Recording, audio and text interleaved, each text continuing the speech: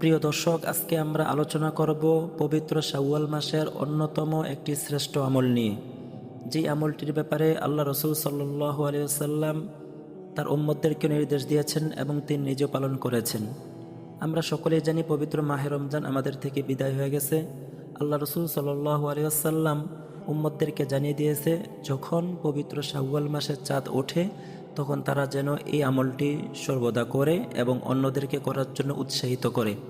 এই ব্যাপারে সহিহ মুসলিমের 2648 নম্বর হাদিসের মধ্যে হজরতে আইয়ুব আলী আনসারী রাদিয়াল্লাহু তাআলা আনহু থেকে বর্ণিত, আল্লাহ রসুল সাল্লাল্লাহু আলাইহি ওয়াসাল্লাম বলেন, মান সামা রমাদানা সুম্মা আতবাহু সিত্তাম মিন শাওয়াল কানা কাসিয়ামিদ দাহর।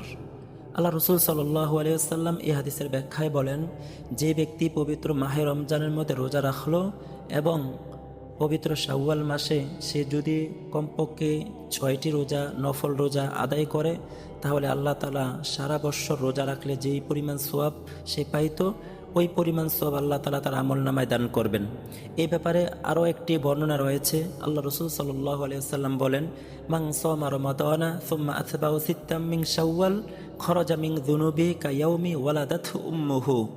আল্লাহ রসুল সাল্লাল্লাহু আলাইহি ওয়াসাল্লাম বলেন, যেই ব্যক্তি পবিত্র শাওয়াল মাসে 6টি রোজা সে রাখবে, আল্লাহ তাআলা তাকে এমন পবিত্র করবেন ওই 6টি রোজা রাখার কারণে, যেমন কোনো একটি নবজাতক বাচ্চা দুনিয়ার জমিনের মধ্যে সে নিষ্পাপ হয়ে জন্মগ্রহণ করেছে, সেই বাচ্চার ন্যায় ওই ব্যক্তি, রোজাদার ব্যক্তিও পবিত্র হয়ে যাবে।